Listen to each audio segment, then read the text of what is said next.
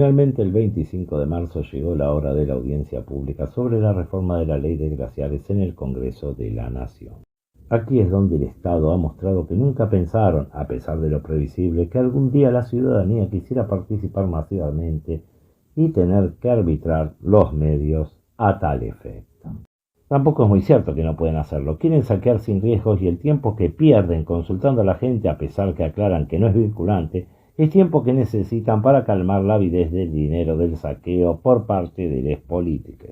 Esta vez se metieron con el tema equivocado, con los colectivos y comunidades equivocados, y el resultado fueron miles de formas de censura de la expresión popular, de los conocimientos que son bastante malos para los negocios.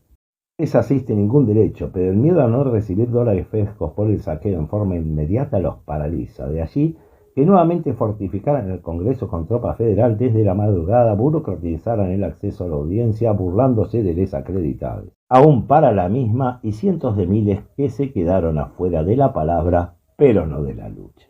Como todo medio, solicitamos nuestra acreditación para la audiencia pública con la antelación necesaria, con pelos y señales como corresponde, para cerrarles caminos a la burocracia que está solamente para impedir.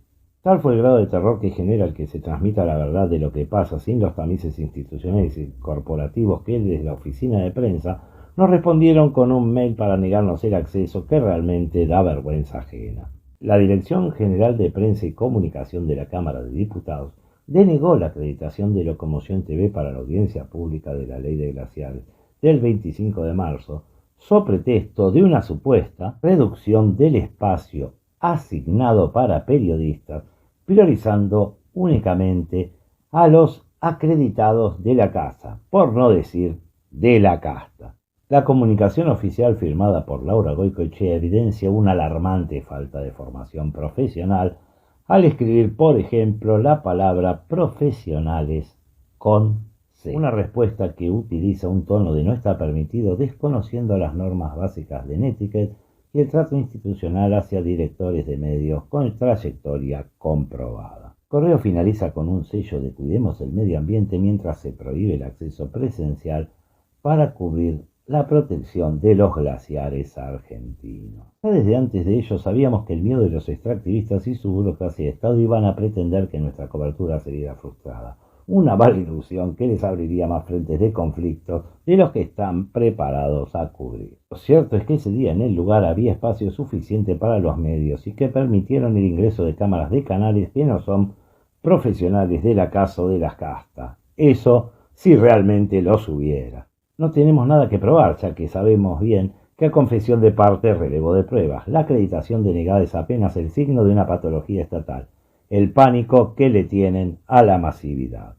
Ya vimos en los principios de la cuestión, la burocracia puso pelos aún a las coberturas que no les eran convenientes o que sospechaba que no eran de la casa, o mejor dicho, de la casta.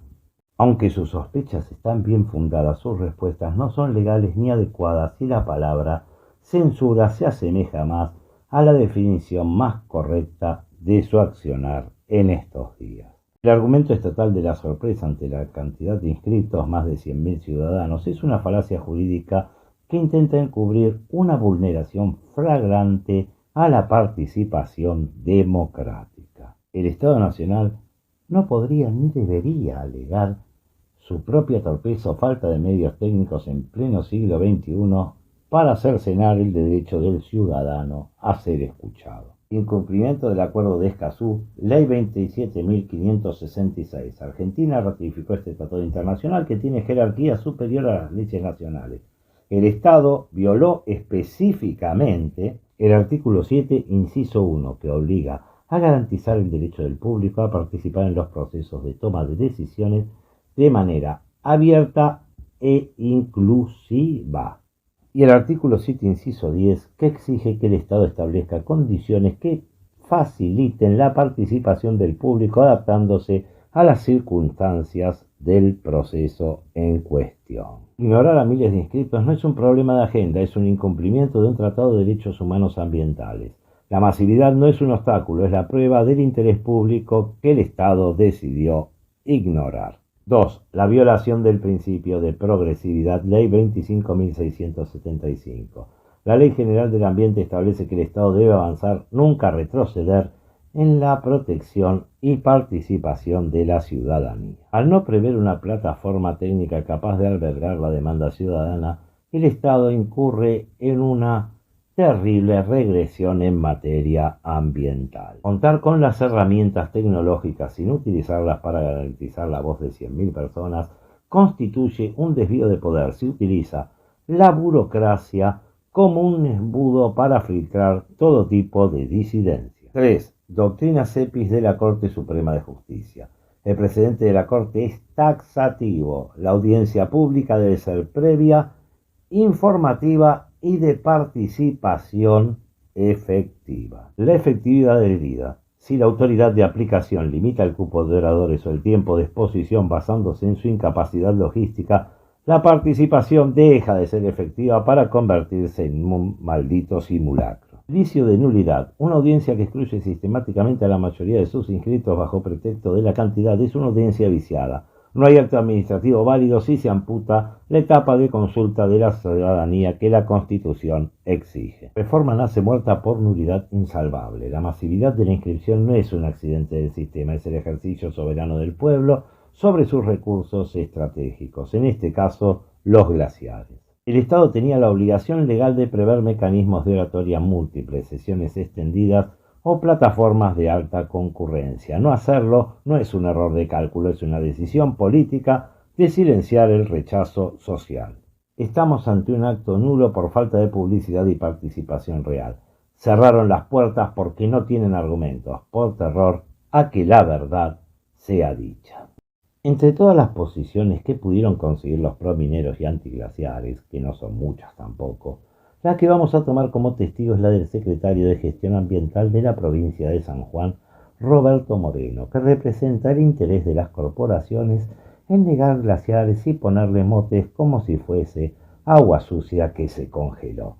Empezando porque este señor es el representante de una provincia donde se pisotea el ambiente y su cargo es equivalente al del secretario de Estado de Derechos Humanos o de la Secretaría de Bienestar Judío del Tercer Reich.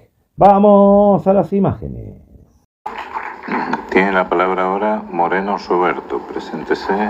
Bueno, buenos días. Muchas gracias, señor presidente. A los miembros de las comisiones, gracias por la oportunidad. Mi nombre es Roberto Moreno. Mi número de documento es 22.227.418. Bueno, la motivación que me tiene acá hablándoles a ustedes es por mi perfil profesional, básicamente. Yo soy geógrafo, geomorfólogo, especialista en estudios ambientales en ambiente periglacial desde hace más de 20 años.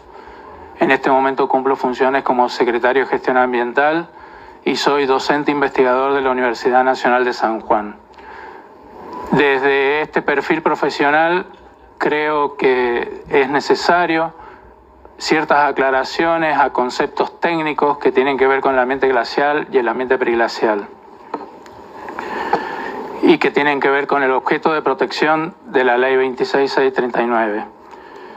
Acá hay que diferenciar, y desde los aspectos técnicos está estudiado en todo el mundo, y hay algo que hay que asegurar firmemente: que las formas de hielo del ambiente glacial, que son 100% agua, que su génesis o la génesis del hielo tiene que ver con sucesivas capas de nieve que van perdiendo aire y se condensan y forman el neve y después el hielo glacial.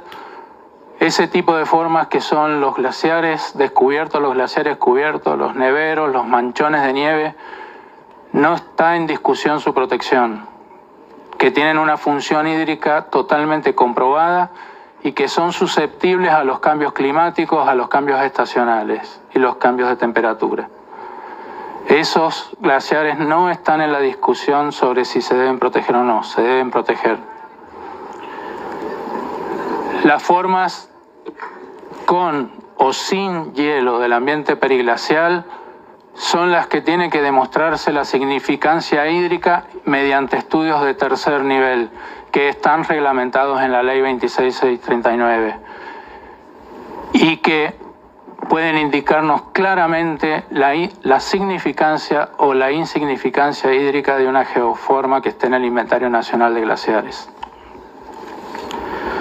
Estos estudios de tercer nivel son metodologías aceptadas mundialmente por la Asociación Internacional del Permafrost y por todas las instituciones científicas dedicadas a esto en la Argentina, incluido, y en primer término, el Yanigla. Yo provengo de San Juan y en San Juan se han realizado los primeros 2 estudios de tercer nivel en glaciares de escombros de la historia de la Argentina. Los glaciares de escombros son acumulaciones de escombros, justamente como lo dice el nombre, que en algún momento, hace miles de años, se infiltró agua y se congeló. Gracias a estos estudios y los estudios a nivel internacional, podemos asegurar que no están interviniendo en el funcionamiento de las cuencas hídricas. La calidad de agua del hielo que se ha podido analizar en estos estudios indica que superan ampliamente los niveles guías para uso y consumo de la humanidad, de los hombres y de los vegetales y de los animales. Insisto, el ambiente glacial no está en discusión su protección. El ambiente periglacial se debe comprobar su significancia hídrica. En San Juan hay instituciones especializadas en estos temas, con profesionales idóneos en el estudio del ambiente glacial y periglacial, y que no intentan trabajar por encima del Yanigla ni por debajo del Yanigla, sino con el Yanigla, con los colegas profesionales que entienden sobre ambiente glacial y ambiente periglacial. Las decisiones que se tomen serán con base científica.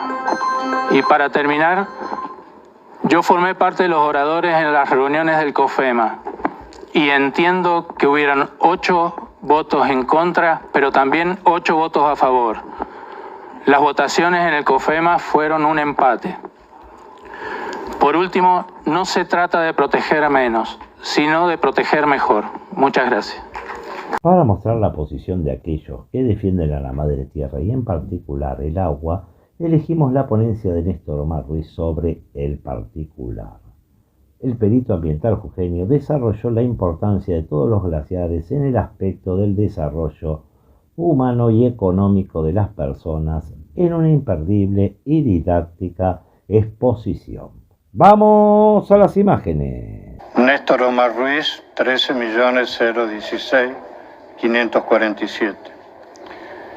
Los glaciares tropicales, llamados Andes desérticos por el Yanigla, tienen esa característica. Precipitan menos de 200 milímetros por año en promedio y tienen lluvias, nevadas y granizadas concentradas en el verano. El resto del año, la vida doméstica y silvestre, la humana y sus emprendimientos económicos se nutren de su liberación cotidiana de agua de los ambientes glaciares y sobre todo periglaciares. Voy a comentar 2 casos emblemáticos donde colaboro ad honorem, de conflictos en ambientes criogénicos relevados por el Yanigla, que se verían afectados por la modificación de la Ley 26.639 e implicaría nuevos migrantes ambientales. En Lailo Abralaites, 4 comunidades indígenas asentadas en el piedemonte oeste de las serranías del Aguilar, provincia de Jujuy, en defensa de sus derechos constitucionales y a la consulta previa, libre e informada, poseen su territorio y próximo al filo del cerro un ambiente periglaciar que provee de agua dulce de calidad a una población autosuficiente y próspera, productora agrícola ganadera asentada allí hace miles de años según el registro arqueológico. En Andalgalá, Catamarca, la Asamblea del Algarrobo tiene una causa en la Corte Suprema de Justicia sin resolución, a 7 kilómetros de la ciudad, se yergue el cerro. En el mismo y en el open pit proyectado se yergue un glaciar de roca sostenido por el ambiente periglaciar que lo circunda, alimenta incluso al campamento base de la minera. Sus pobladores poseen una rica tradición agrícola que se vería afectada por la contaminación del río Andalgalá y la dispersión de polvos fugitivos, afectando la salud y la economía de los pobladores humanos, domésticos y silvestres. Los ambientes glaciares y periglaciares tropicales argentinos tienen características propias a considerar en cualquier legislación ambiental criogénica. Primero, son remanentes de extintos glaciares blancos, pleistocenos, de escasa visibilidad, porque están cubiertos de sedimentos eólicos holocénicos. Segundo, su masa es pequeña en comparación con los glaciares patagónicos, pero cumplen el mismo rol. Proveen de agua dulce los 365 días del año en las provincias con déficit hídrico crónico, en gran parte de su superficie al oeste de las mismas. Tercero, subsisten por la orientación, forma de yacer, otras geoformas que los aíslan de los factores de ablación, el sol y el viento, la cubierta sedimentaria que mencioné y la altura en que se encuentran. Cuarto, su condición anacrónica climáticamente los hace extremadamente lábiles y de ser afectados no se recuperarán hasta la próxima glaciación. Estos cuerpos criogénicos, por fricción de la base, liberan agua líquida que alcanza la superficie aguas abajo en forma de vertientes, ojos de agua, vegas y bofedales, prestando servicios ambientales determinantes para la vida doméstica y silvestre. La modificación prevista otorga a un funcionario provincial la potestad de eliminar un periglaciar. Arbitrio ilegal, opuesto a la legislación ambiental, la Constitución Nacional y los tratados internacionales. Esto es un periglaciar que alimenta a 4 comunidades. ¿Eso quieren destruir? Gracias. Muchísimas gracias. Eso los aterra porque saben que esto no termina aquí. Las irregularidades cometidas en la audiencia pública dejan abierto el camino a las nulidades de todo el actuado, ya que el Estado ha convertido un mandato constitucional en un mero simulacro administrativo, violando el acuerdo de Escazú y la Ley General del Ambiente. La tienen perdida, la audiencia no es vinculante, pero es obligatoria, y la masividad de más de 100.000 personas los puso contra la espada y la pared. Los más de 100.000 son la punta de un iceberg, de ese mismo hielo y agua que defendemos, y el preludio de una batalla que reactivará miles de causas que hoy duermen en la Corte Suprema, empantanando la ley a niveles gubernamentales y territoriales. Lo vimos en 2013 con Monsanto, cuando la convicción de un pueblo se cruza en la ruta, no hay presupuesto de seguridad ni estudio de abogados que alcance para mover uno solo de sus malditos camiones envenenadores. El costo de la ilegalidad lo terminan pagando ellos, mientras la resistencia se hace fuerte en cada día de espera. La reforma ha nacido muerta. El nivel de resistencia los aterra porque saben que no pueden dispararnos a todos y eso les da la batalla perdida de antemano.